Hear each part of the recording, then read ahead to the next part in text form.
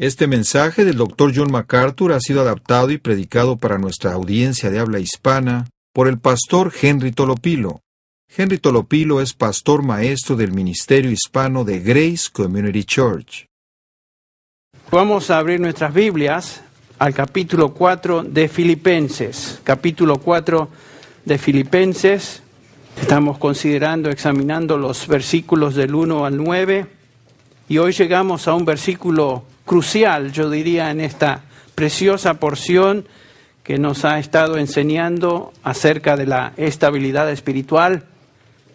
Este tema comenzó en el versículo 1 y el apóstol Pablo lo está desarrollando, lo introdujo con estas palabras. Así que, hermanos míos, amados y añorados, gozo y corona mía, estad así firmes en el Señor. La firmeza espiritual, la estabilidad espiritual es el tema de estos versículos. Una y otra vez el Nuevo Testamento nos llama como creyentes a ser firmes, a estar firmes, a ser estables en nuestra fe.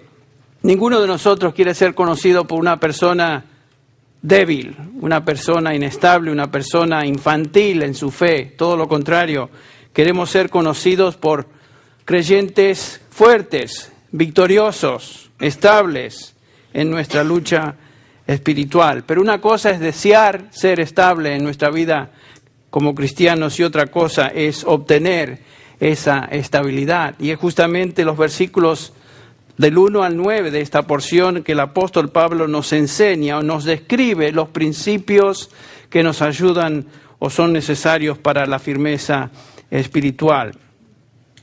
Quiero una vez más que notemos que esta condición no es simplemente una añoranza, un deseo inalcanzable para la mayoría de los creyentes, sino que es una posibilidad para cada hijo de Dios. La firmeza espiritual no es el logro de algunos creyentes superdotados, sino que está al alcance de todo creyente en Cristo Jesús. Cada uno de nosotros podemos ser hermanos firmes en el Señor, y así comienza el pasaje. Pablo se dirige a los creyentes en Cristo Jesús en esa ciudad de Filipos, y a todos les dice: hermanos, todos ustedes estad así firmes en el Señor. Es un llamado a cada uno de nosotros que estamos escuchando día tras día la palabra de Dios y somos expuestos a la misma. Dios entonces no desea que ninguno de sus hijos permanezca en una condición de infancia o inestabilidad espiritual. Pero el estar firme, el ser estable en nuestra fe, no es algo automático, sino que es el resultado de ciertas virtudes que debemos buscar y aplicar en nuestras vidas. Es algo que yo me tengo que recordar continuamente. Algunos piensan que cuando uno llega a ser tal vez pastor, o uno llega a ser un maestro de la Biblia, una persona que tiene cierta posición de liderazgo en la congregación, esos están ahí porque realmente ya la hicieron como hijos de Dios. No, cada uno de nosotros estamos en una continua lucha y es muy fácil y a veces imperceptible cuando nos deslizamos en nuestra firmeza espiritual. Por eso es que es un reto para cada uno de nosotros. Es algo que yo continuamente me tengo que recordar a mí mismo, estar firmes en el Señor, y estoy convencido de que esto no es algo automático. ¿Cuáles son las virtudes que nos mueven y nos llevan hacia la firmeza espiritual? Bueno, en primer lugar, vamos a repasar. Pablo nos dice que la primera virtud o principio para estabilidad espiritual es cultivar la paz entre los hermanos. La paz entre los hermanos. Había dos hermanas en esta congregación que aparentemente no se llevaban muy bien. Son Evodia y Síntique. Aparentemente había conflicto entre ellas y eran personas, hermanas influyentes en la congregación. Existía el riesgo que por esta división entre ellas la iglesia también sufriera división y conflicto. Y por eso Pablo dice que el primer principio para llegar a ser estables como hijos de Dios es disfrutar, cultivar la paz, la comunión, la armonía entre los hermanos en Cristo en la congregación. Y así comienza el pasaje. En segundo lugar, la segunda virtud o principio para esta estabilidad espiritual es dice Pablo, cultivar un espíritu de gozo en el Señor. El versículo 4, regocijaos en el Señor siempre. Y otra vez os digo, regocijaos. En primer lugar, noten que es un mandamiento, no es una opción. Y es un regocijo al cual se nos llama, y es un regocijo no en circunstancias, porque obviamente las circunstancias que nos rodean varían y a veces no son agradables y no podemos estar gozosos en la situación particular o circunstancias que nos encontramos, porque a veces ellas son circunstancias tristes, desagradables. Si esa fuera nuestra confianza y en eso dependiera nuestro gozo, realmente pocas veces podríamos sentirnos gozosos. Por eso Pablo dice, gozaos en el Señor, no en las circunstancias. En el Señor, quien nunca cambia, en el Señor en quien estamos hoy. Una y otra vez nos dice en el Nuevo Testamento que estamos en Cristo Jesús. Pertenecemos a otra esfera, ya no estamos en nuestra vieja relación a Adán, como nos dice o nos recuerda el capítulo 5 de Romanos, sino que estamos en Cristo Jesús. Él nunca cambia, nuestra relación con Él jamás cambia. Hemos sido resucitados con Cristo Jesús. Él está a la diestra del Padre y ahí posicionalmente cada uno de nosotros como creyentes. Nuestra vida, nos recuerda Pablo, está escondida con Cristo en Dios. Capítulo 8 de Romanos comienza con esta tremenda declaración.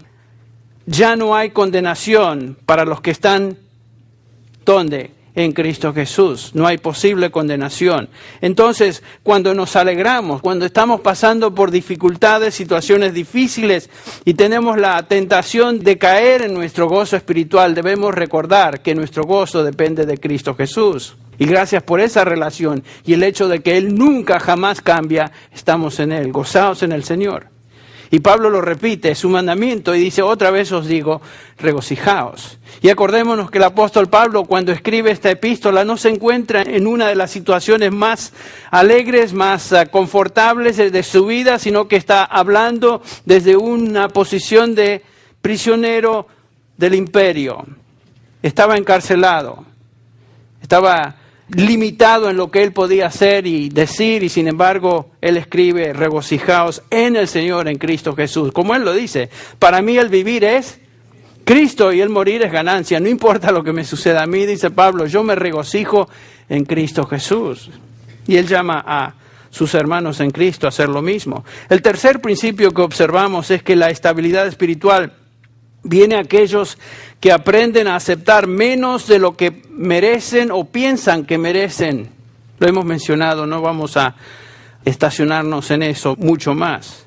Dice el versículo 5, vuestra gentileza, vuestra amabilidad sea conocida de todos los hombres. Gentileza, una actitud de tolerancia al maltrato. Ser bondadoso cuando no me tratan como yo pienso que me deben tratar. En otras palabras, Pablo está hablando de la humildad, el contentamiento con lo que venga. Él no estaba siendo tratado como una eminencia, como un gran siervo de Dios. Estaba en un calabozo, prisionero de Roma.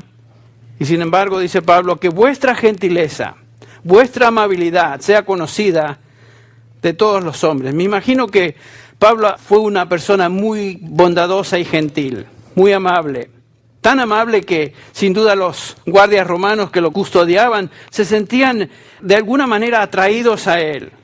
Porque nos dice que en esta epístola también que la casa del César os saluda y varios en la casa de César, refiriéndose a todos aquellos que trabajaban para el emperador, muchos de ellos habían recibido a Cristo Jesús como Señor y Salvador por testimonio de este hombre gentil. Este hombre bondadoso, que no tenía ningún temor, no tenía pelos en la lengua para decir lo que tenía que decir, pero una persona que lo decía con gentileza, con bondad. Y él invita a otros, a nosotros, a ser gentiles, y dice que vuestra gentileza, vuestra bondad, sea conocida de todos los hombres. No ser peleonero. Esa no era la actitud del apóstol Pablo, todo lo contrario. En cuarto lugar, la estabilidad espiritual requiere confianza. En otras palabras, descanso en el Señor, quien está siempre cerca y en control de todo. El versículo 5 termina diciendo, el Señor está cerca. Dijimos que eso se refiere a proximidad. El Señor Jesús siempre está cerca de nosotros. Dios siempre está cerca de nosotros. Él está a nuestro alcance y por lo tanto, por nada estéis afanosos. ¿Ven? Si Él está cerca, si Él está en control de todo lo que sucede, no tenemos que vivir en ansiedad. Si le conocemos, si le entendemos, no podemos ser personas ansiosas, sino que vamos a confiar en Él. Y acuérdense que cada vez que yo digo esto, yo me estoy predicando a mí también. Porque mi tendencia a veces es afanarme, así como ustedes también. No es algo que viene automáticamente, sino el apóstol no nos mandaría a por nada estéis afanosos. Es algo que ocurre en la vida de todos los hijos de Dios. Número 5. Aquí nos detuvimos la última vez. Dijimos que la estabilidad espiritual requiere que respondamos a los problemas con una actitud de agradecimiento en oración. Agradecimiento en oración. Da por sentado Pablo que cuando estamos en problemas, lo primero que vamos a hacer como hijos de Dios, ir a nuestro Padre Celestial y orar. Y lo hacemos. Y pedimos. Dice el versículo 6, por nada estéis afanosos, antes bien, en todo, mediante oración y súplica, con acción de gracias, y aquí está la clave de la oración, sean dadas a conocer vuestras peticiones delante de Dios. No importa qué situación estemos pasando, por más difícil que sea. ¿Podemos dar gracias a Dios? Es la pregunta que nos hacemos. Él está llevando a cabo su propósito en nuestra vida. Todo lo que te sucede hoy, esta mañana, este día, mañana, es algo que Dios tiene preparado para ti. ¿Sabes eso? Y la Biblia nos dice que todas las cosas, inclusive eso que está pasando ahora, ayudan a bien. A los que, conforme a su propósito, son ¿qué?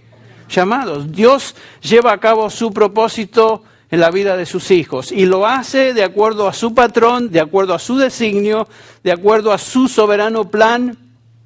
Él sabe lo que está haciendo.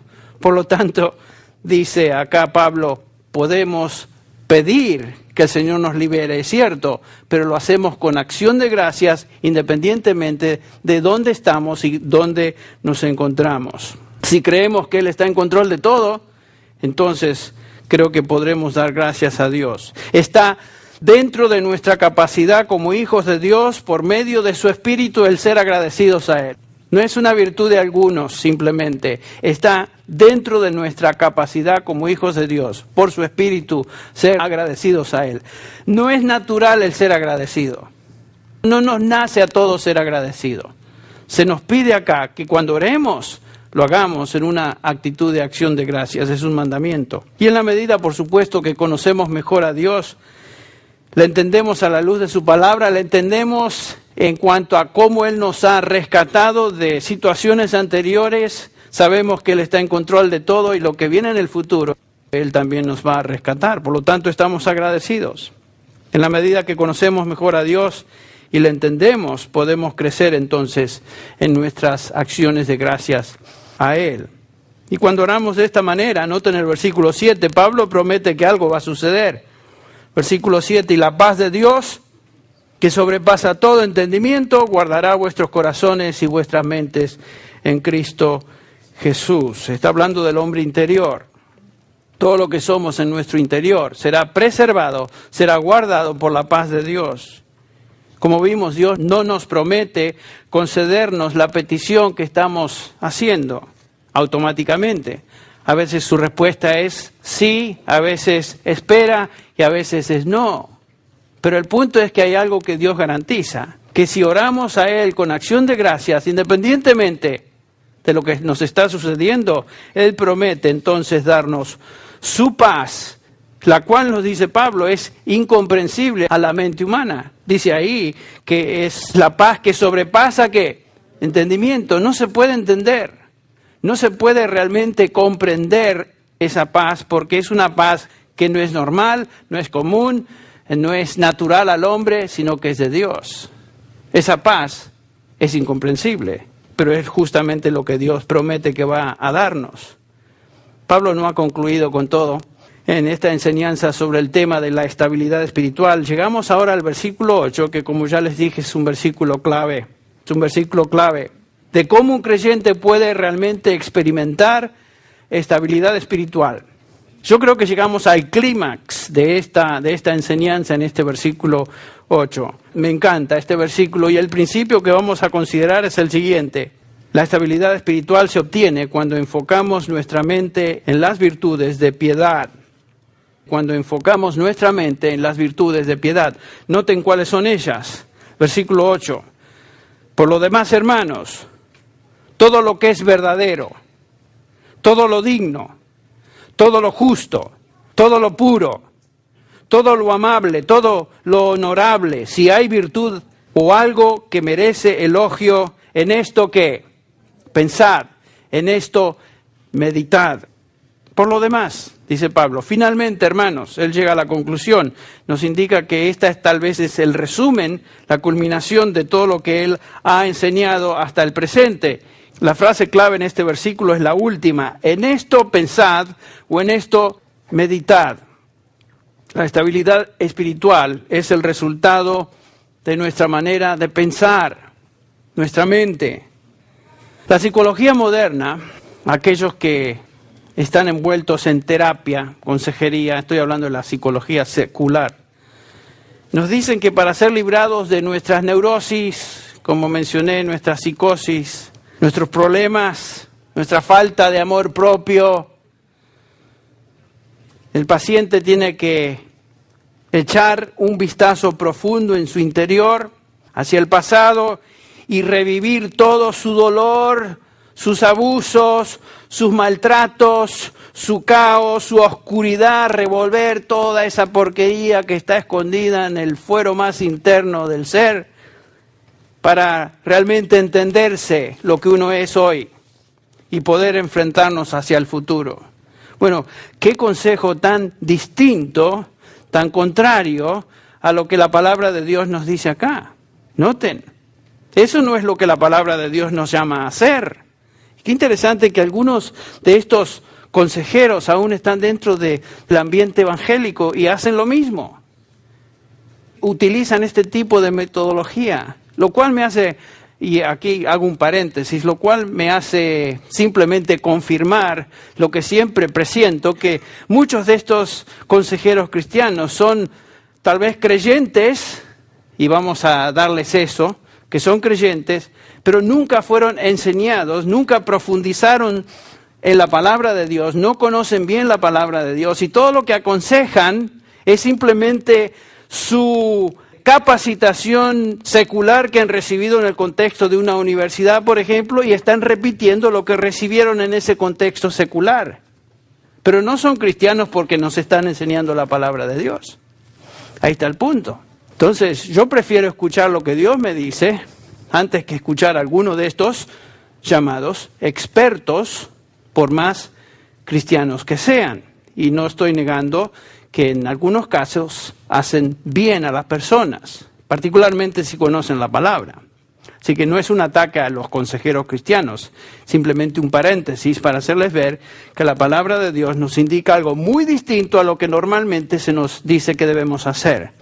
Nos dice Pablo que pensemos no en nuestro pasado, no en nuestros traumas que hemos recibido como resultado de vivir en un contexto particular, en una sociedad contraria, en una situación donde mis padres me trataron mal o me abusaron. No, nada de eso. No enfocarnos en aquella porquería que nos avergonzaba antes, sino en todo lo que es verdadero, todo lo honesto, todo lo justo, todo lo puro, todo lo amable, todo lo que es de buen nombre, si hay virtud alguna, si hay algo digno de alabanza, en eso pensad.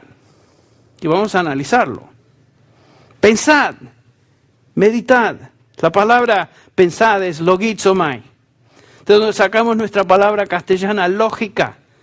Lo que está diciendo Pablo es, en primer lugar, es un imperativo, no es opcional. Y nos está llamando a una manera de pensar apropiada para un cristiano. La palabra logizomai quiere decir no pensar ligeramente, sino pensar detenidamente, evaluando lo que uno está pensando. Se refiere a usar nuestras facultades intelectuales considerando la validez o implicaciones de estas cosas.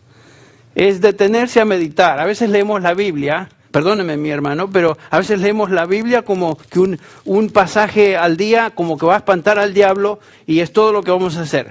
No, esa no es la manera de leer la palabra de Dios. Nos dice acá que debemos pensar detenidamente en estas cosas. Cada uno de nosotros como cristianos somos el producto de lo que pensamos. ¿No nos dice la Escritura que como el hombre piensa en su corazón, así él es?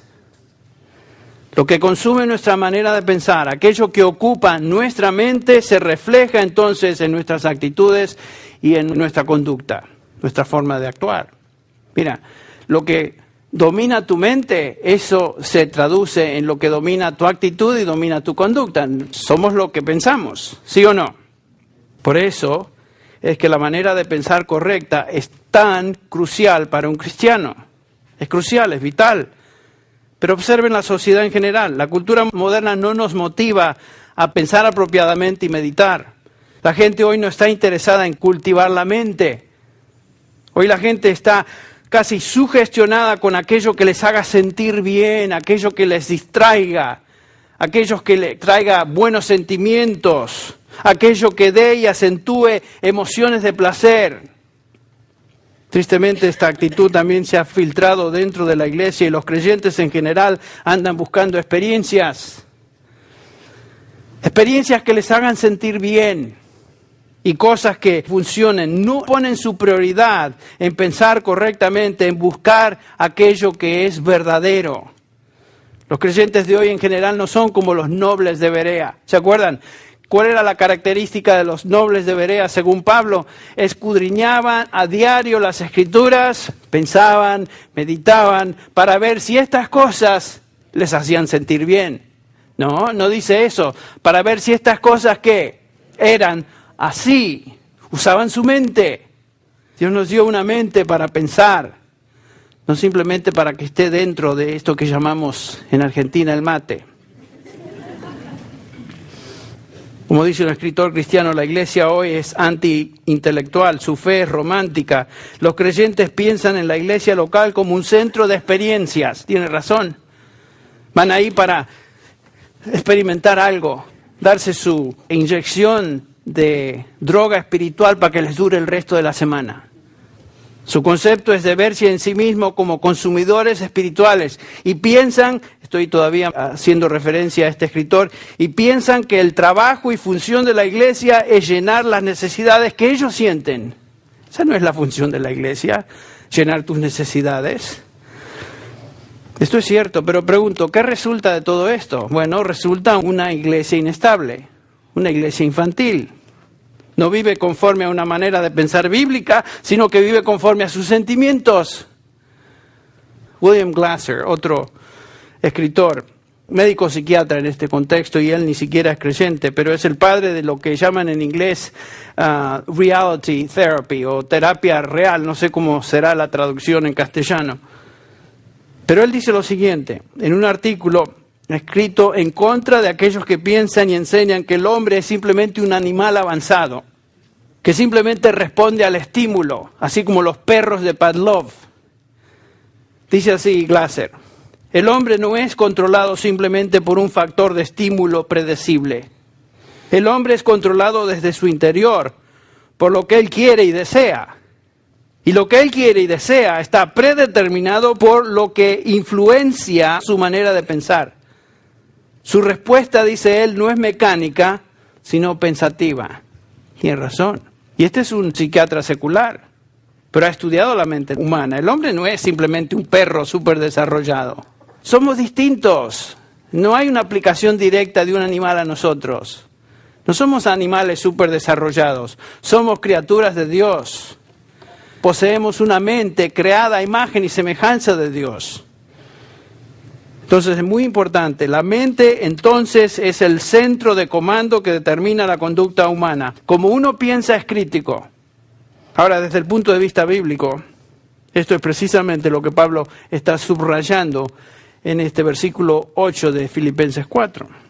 ¿Qué nos dice la Biblia en general acerca de pensar, de razonar? Bueno, Isaías 1:18, un pasaje que sin duda hemos memorizado muchos de nosotros, dice el Señor, venid ahora, ¿y qué? Y razonemos, dice Jehová o dice el Señor. Venid y razonemos. Dios no invita al hombre a venir y compartir experiencias. Venid y sintamos juntos. Venid, tomémonos de las manos y cantemos Kumbaya. No es lo que dice ahí. Venid y razonemos. Dios no nos manda a sentir, no nos manda a compartir, nos manda a razonar, a usar nuestra mente. Mateo 16. Los fariseos y saduceos vienen a Jesús y lo hacen como siempre para ponerle piedra de tropiezo, para ponerle a prueba. Y le pidieron al Señor Jesús que mostrara una señal del cielo, pero noten cómo el Señor contesta. Versículo 2 de Mateo 16. Pero respondiendo él les dijo: al caer la tarde decís, hará buen tiempo, porque el cielo está rojizo. Y por la mañana, hoy habrá tempestad, porque el cielo está rojizo y amenazador. ¿Sabéis discernir el aspecto del cielo, pero no podéis discernir las señales de los tiempos? ¿Es lo que está haciendo Jesús? Les dice, yo no les voy a dar una señal del cielo, algo espectacular para impresionar sus emociones. Yo les invito a considerar los hechos que ya están accesibles. Dice, considerad las señales de los tiempos. Cristo los invita a pensar, a discernir, a ir a la Escritura. Los judíos pensaban que la Escritura, pero Jesús dice que la Escritura hablaba ¿de quién? De Él. La Biblia siempre llama a los hombres a pensar, a razonar, a evaluar la verdad revelada. Logizomai, pensar con lógica. Al fin y al cabo Dios se reveló en un libro, ¿saben? Este libro, la palabra de Dios. Cuando Dios se reveló al hombre, no decidió hacerlo con una película. El Señor Jesús no nos dio un video. Dios no se reveló por medio de algo que pudiéramos simplemente ver. Dios se reveló en una manera especial por medio de proposiciones escritas en este libro que llamamos la palabra de Dios. Dios nos invita a contemplar su verdad escrita. Cuando leemos, Dios espera que usemos primero nuestra mente. La Biblia llama a los hombres a pensar. Por eso nos dice Romanos 10:17, la fe viene por el oír y el oír por la palabra de Dios o la palabra de Cristo. El Salmo 32 nos dice, Dios expresa de esta manera acerca de lo que estoy diciendo. Versículo 8, te haré entender y te enseñaré el camino en que debes andar, sobre ti fijaré mis ojos, dice el Señor. No seáis como el caballo o como el mulo, sin ¿qué? Entendimiento. Es lo que está diciendo el Señor, a veces somos como caballos, como bestias. La diferencia entre un hombre y una bestia es justamente eso, el hombre tiene la capacidad y la habilidad de ¿qué? Pensar. No tratemos de razonar con un caballo, o con el perro, o con el gato, que ustedes tienen algunos de ellos, perros o gatos. El punto es que Dios nos llama a razonar, examinar la verdad, evaluarla. La fe cristiana se caracteriza por ser una fe revelada y exalta no el ritualismo como las religiones paganas. Las religiones paganas están repletas de ritos. La fe cristiana es una fe revelada en su palabra. Es una fe que se distingue por doctrina, por enseñanza. Jesús dijo en la gran comisión, id por todo el mundo y cantad coritos. No, id por todo el mundo y haced discípulos, bautizándolos en el nombre del Padre, del Hijo, del Espíritu Santo, por supuesto, introduciéndolos a la obra de Cristo y lo que el bautismo significa, y después ¿qué? Enseñándoles a guardar todas las cosas que yo os he llamado. La iglesia de Jesucristo fue llamada a la doctrina, a la enseñanza apostólica. Cristo es la piedra angular y el fundamento doctrinal es la doctrina de los apóstoles. Y por eso vemos que en la primera iglesia, en el capítulo 2 de Hechos, los primeros creyentes nos dicen en el capítulo 2, versículo 42, perseveraban, ¿primero en qué? En la doctrina de los apóstoles. La fe cristiana es una fe revelada, es una fe que ha sido revelada por escrito en la palabra de Dios. Entonces la Biblia subraya el uso de nuestra mente y la meditación, la examinación de la verdad de Dios en este libro. Por eso cuando predicamos o cuando enseñamos o cuando evangelizamos o lo que hagamos en nombre del Señor, lo que tenemos que hacer es simplemente decir y predicar la Escritura. Porque es la Escritura que tiene impacto. Es la Escritura que cambia. Es la Escritura que salva. Es la Escritura que es útil para discernir, para corregir, para instruir en justicia. Es la Escritura. Es revelación. Es doctrina. ¿Qué nos dice la Biblia acerca de nuestra mente? Bueno, veamos en primer lugar qué nos dice acerca de nuestra mente antes de ser salvados. ¿Cómo estaba nuestra mente antes de que conocimos a Cristo? Bueno, fíjense, Romanos 1:28 dice, así como ellos no tuvieron el bien reconocer a Dios, Dios los entregó a una mente, ¿qué? Depravada. Depravada. En primer lugar, la mente sin Cristo es una mente depravada. 2 Corintios 4:4 dice Pablo, en los cuales el Dios de este mundo, hablando de los inconversos, ha cegado el entendimiento. Una mente, ¿qué? Cegada, no posee entendimiento espiritual. Efesios 4:17 dice y 18, esto digo pues, y afirmo juntamente con el Señor, que ya no andéis como andan los gentiles, los inconversos, en la vanidad de su mente. La mente de un inconverso es una mente vacía, es una mente vana. Y después agrega, entenebrecidos en su entendimiento, excluidos de la vida de Dios, por causa de la ignorancia que hay en ellos. ¿Qué mente teníamos? Una mente ciega, una mente ignorante, una mente depravada, y como si no fuera poco, 1 Corintios 2:14 nos recuerda este pasaje, que el hombre natural, el hombre sin Dios, el hombre inconverso, no acepta las cosas del Espíritu de Dios, porque para él son ¿qué? Necedad, son tonterías, y no las puede entender. Ahí está. Porque se disciernen, ¿cómo?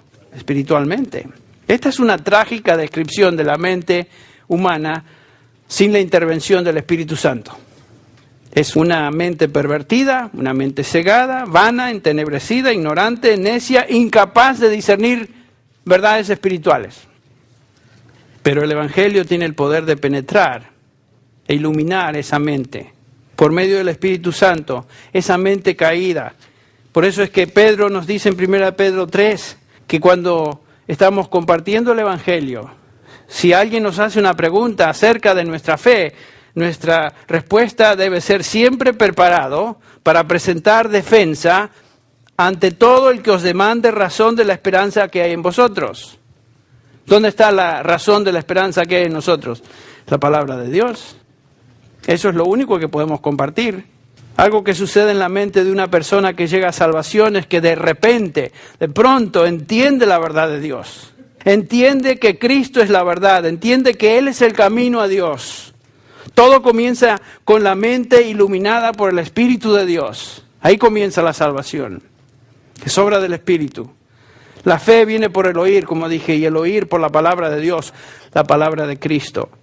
El Evangelio afecta primeramente, ¿qué? La mente, usando la verdad de la palabra de Dios. El comentarista y estudioso de la Biblia, Gresham Machen, algunos de ustedes lo han usado para griego y esas cosas, dice en su libro La fe cristiana en el mundo moderno, lo que el Espíritu Santo lleva a cabo en el nuevo nacimiento no es que hace a un hombre cristiano a pesar de las evidencias, sino todo lo contrario, aclara y quita la nube de sus ojos y le permite prestar atención a la evidencia.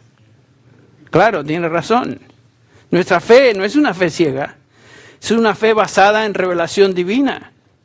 Claro que el hombre sin Cristo, el hombre sin el Espíritu Santo no entiende, pero Dios usa su palabra con el poder del Espíritu Santo para iluminar, para abrir la mente y el corazón. Ustedes recuerdan a Lidia, vendedora de púrpura. Nos dice ahí el pasaje de Hechos 16 que era una persona que se dedicaba a vender y por supuesto era una mujer de negocios y era una persona temerosa de Dios en un sentido, pero no conocía a Dios.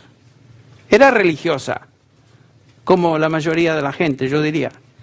Dice el versículo 14, y estaba escuchando cierta mujer, y el que está predicando es Pablo, está hablando la palabra de Dios, y estaba escuchando cierta mujer llamada Lidia, de la ciudad de Tiatira, vendedora de telas de púrpura, que adoraba a Dios, era temerosa de Dios. Y noten, el Señor abrió su corazón para que recibiera lo que Pablo decía.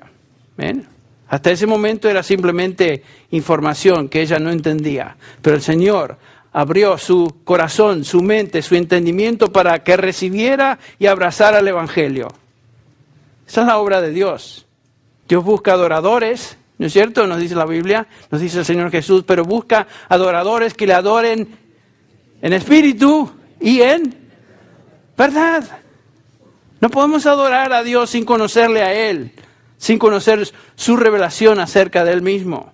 Por eso Pablo, cuando llega a Atenas y ve esa demostración increíble de paganismo allá en esta tremenda ciudad, se dirige a estos filósofos en el capítulo 17 de Hechos, que habían erigido un altar al Dios no conocido, en caso de que se les escapara alguno, porque creían en todos, pero erigen uno al Dios no conocido. Qué absurdo, tratar de adorar a Dios que uno no conoce. ¿Cómo va a suceder?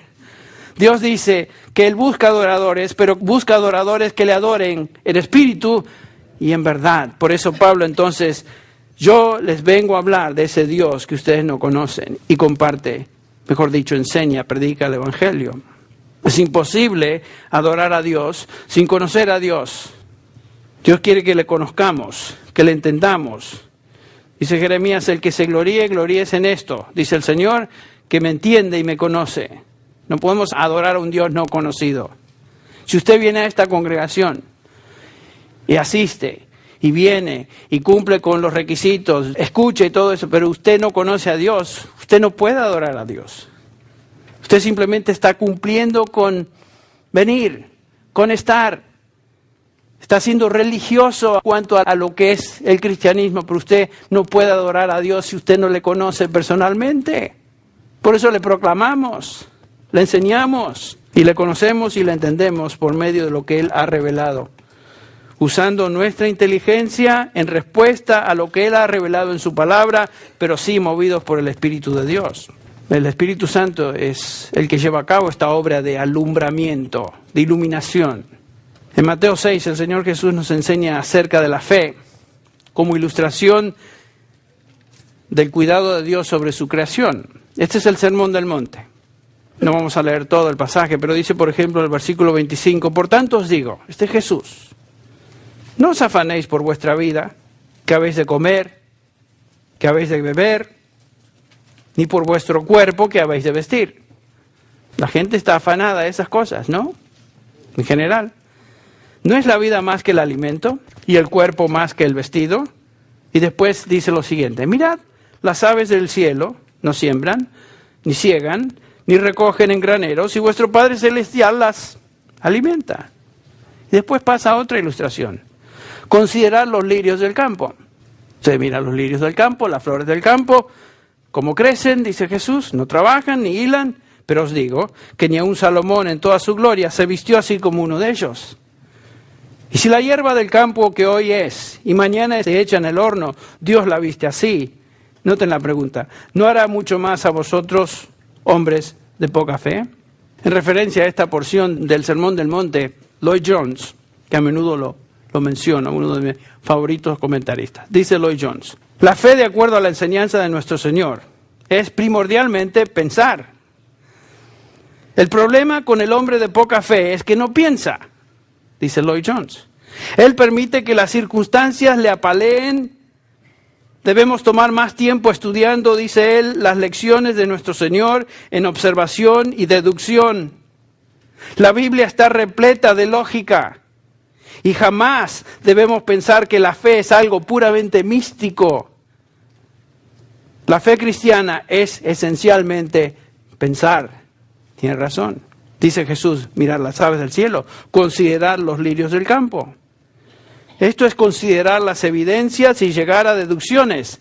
La fe, dice Jesús, si deseas, puede ser definida de esta manera, y este es Lloyd Jones el que habla. Es un hombre que insiste en pensar cuando todo parece determinado a apalearle y a tumbarle en su sentido intelectual.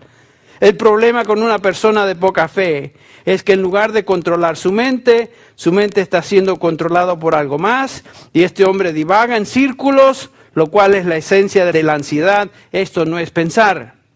Tiene razón. Lloyd Jones está diciendo que si te preocupas, si estás ansioso como cristiano, es porque no estás pensando, estás siendo turbado y llevado por circunstancias. La fe cristiana no es un optimismo tonto. Algunos piensan que tener fe es ser optimista. No, eso es ser tonto. Hay una canción, ¿no? Don't worry, be happy. Esa no es la fe cristiana. Esa es una tontería. La fe no es autohipnosis psicológico. La fe es la respuesta razonable a la verdad de Dios revelada en su palabra. Vimos entonces lo que nuestra mente era antes de ser cristianos. Vimos cómo Dios mueve nuestra mente a entender y abrazar el Evangelio. ¿Qué acerca de nuestra mente después de la salvación? Bueno, algo sucedió. Algo sucedió, ya no somos lo que éramos. La Biblia nos enseña que el Espíritu de Dios transforma nuestra manera de pensar. No es que Dios nos da otro cerebro, sino que Dios nos da una manera distinta de pensar. ¿No les ha pasado a ustedes así? Antes de ser creyente pensaban de cierta manera. El día que se convirtieron, algo sucedió, pero ustedes ya no pensaron como antes. Comienzan a pensar de otra manera. Su proceso intelectual es otro. Ya no acepta lo que aceptaba antes. ¿Por qué? Porque su mente ha sido transformada, así como su alma. Pero noten lo que dice Romanos 8:5, como ilustración de lo que acabo de decir. Porque los que son de la carne, los inconversos, piensan en las cosas de la carne, por supuesto. Pero los que son del Espíritu, los creyentes, en las cosas del Espíritu. Porque el ocuparse de la carne es muerte, pero el ocuparse del Espíritu es vida y paz. Pablo está hablando de un hábito, un patrón de vida, ¿no es cierto? Existe un gran contraste entre un creyente y su manera de pensar y un inconverso y su manera de pensar. Una mente transformada se ocupa, está inclinada, se mueve en una dirección distinta a una mente que no conoce a Dios. Una mente carnal vive pensando en las cosas de la carne. Esa es la tremenda distinción entre un creyente y uno que no lo es. Claro que un creyente es tentado, claro que el mundo nos atrae, por supuesto que sufrimos tentaciones y tropezones y a veces caemos, pero nuestra mente ya no es lo que éramos, hemos sido transformados, no podemos vivir como vivíamos antes, ya no pensamos de esa manera. Noten 1 Corintios 2, comenzando con el versículo 11. Porque entre los hombres, dice Pablo, ¿quién conoce los pensamientos del hombre? Sino el espíritu del hombre que está en él. Asimismo, nadie conoce los pensamientos de Dios sino el Espíritu de Dios. Y nosotros, dice Pablo, hemos recibido no el espíritu del mundo, sino el espíritu que viene ¿de quién? De Dios. Para que conozcamos lo que Dios nos ha dado gratuitamente. El creyente ha sido transformado y tiene la capacidad dada por el Espíritu Santo para conocer, entender y discernir la verdad de Dios. Tenemos otra mente. El versículo 15 nos dice que el hombre espiritual, el creyente, el hombre que ha sido redimido, juzga todas las cosas y puede discernir, pero él no es juzgado por nadie. ¿Por qué? Versículo 16. Porque ¿quién ha conocido la mente del Señor para que le instruya? Mas nosotros tenemos la mente de Cristo. ¡Qué tremenda afirmación! ¡Qué increíble descripción! Y acuérdense a quién le está escribiendo Pablo. No los creyentes más sobresalientes del Nuevo Testamento, no los más espirituales de todo el Nuevo Testamento. Le está hablando a una iglesia que sufría de carnalidad. Más les dice Pablo, no pude hablaros como espirituales, sino como a carnales. Sin embargo, aún hablando a estos creyentes, dice, nosotros todos tenemos la mente de Cristo. Tenemos la capacidad como hijos de Dios de pensar con los pensamientos de Cristo Jesús. No así el hombre natural. El versículo 14, el hombre sin Cristo, que no acepta las cosas del Espíritu, ni las entiende, porque se han de discernir espiritualmente. Entonces, como creyentes, tenemos la capacidad de pensar y someter todo pensamiento, como dice 2 Corintios 10:5, a la obediencia de Cristo Jesús, a la obediencia de su palabra. Tenemos una mente nueva. Pero notaron lo siguiente, que la Biblia a menudo nos exhorta a mantener esa mente limpia, a mantener esa mente renovada. ¿Por qué? Porque la mente se ensucia, la mente se contamina. dependiendo a lo que la exponemos. Nos contamina el ambiente, el medio ambiente en que nos encontramos. Romanos 12 nos dice, no os conforméis a este mundo. ¿Por qué? Porque nuestra tendencia es seguir como los monos, imitando a lo que vemos, sino transformados por medio de la renovación de vuestro entendimiento. Entonces la mente tiene que ser renovada continuamente, para que comprobéis cuál sea la voluntad de Dios agradable y perfecta. No es automática la cosa. Tenemos que renovar nuestra mente, tenemos que limpiarla. Efesios 4:23 dice, renovaos en el espíritu de vuestra mente. Primera Tesalonicenses 5:21, antes bien, examinadlo todo cuidadosamente, retened lo bueno, absteneos de toda forma de mal. Tenemos que aprender a separar entre lo malo y lo bueno, lo verdadero y lo falso.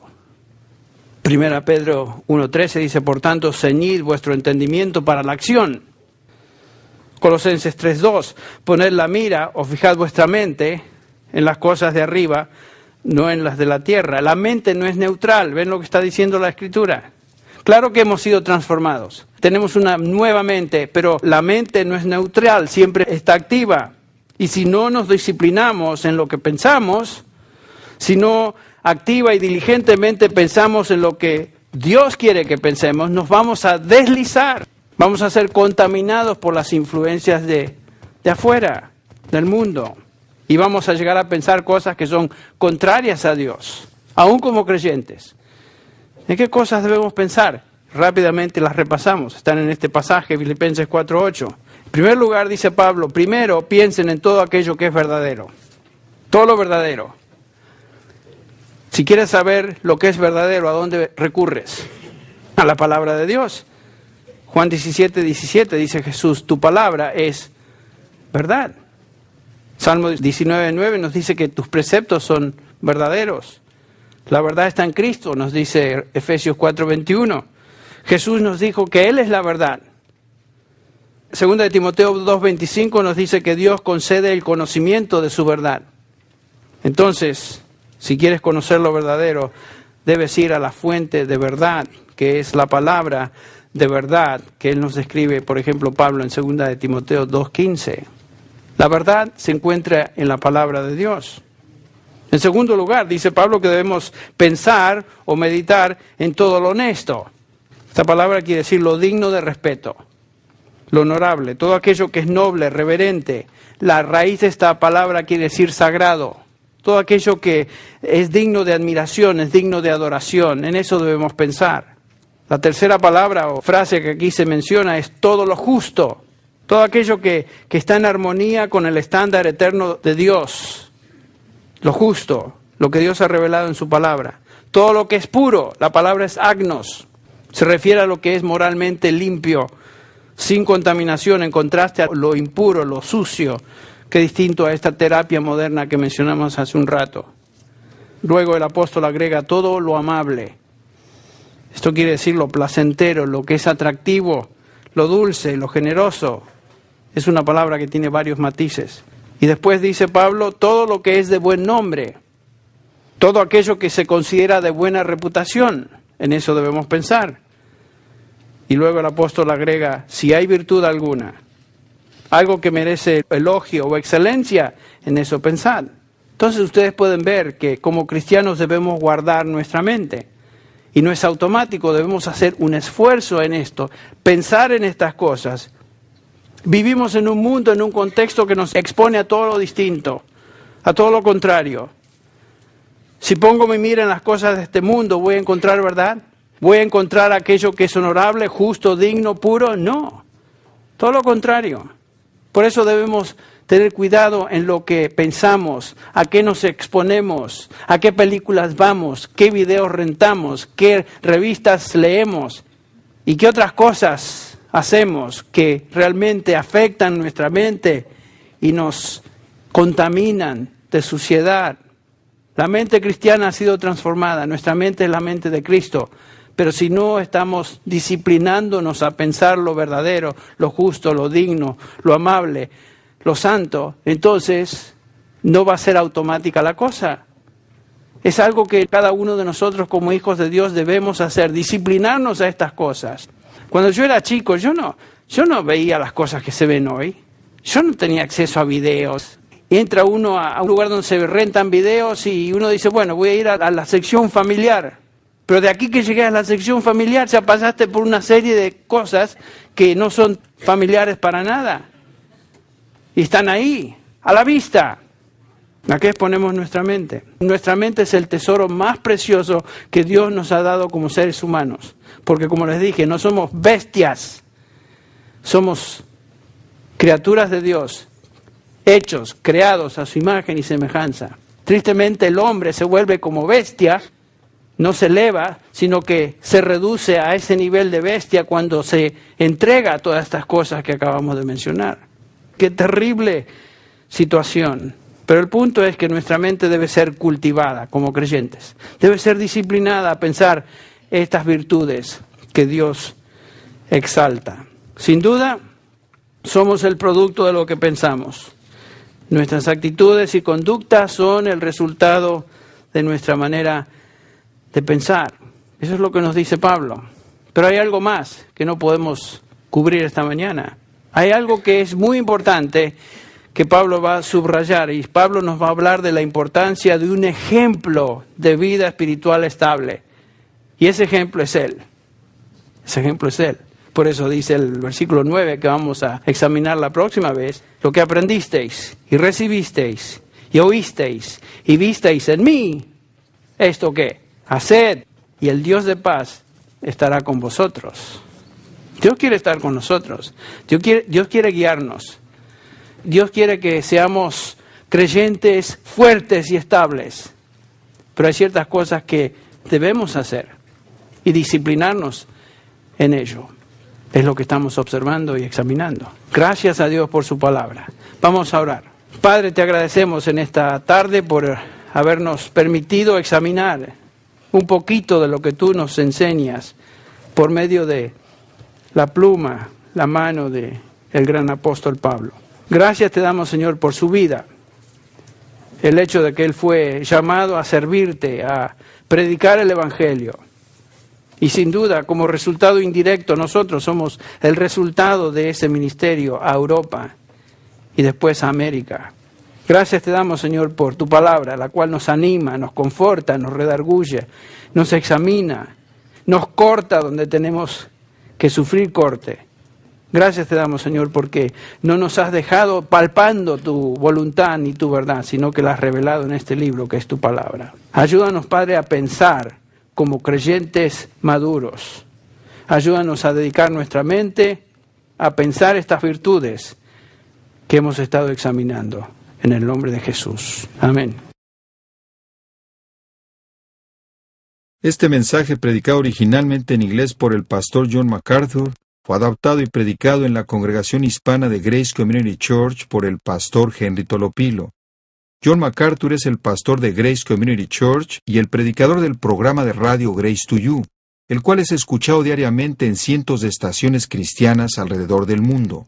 Para ordenar copias de este mensaje o para recibir un catálogo de materiales disponible en inglés o español, llámenos gratuitamente del interior de los Estados Unidos a cualquier hora del día o de la noche. Nuestro número telefónico es 1-800-55-GRACE, 1-800-554-7223. Si usted llama de cualquier país fuera de los Estados Unidos, marque la clave internacional para los Estados Unidos seguida del teléfono 661-295-5777. Muchas gracias y hasta entonces, gracias.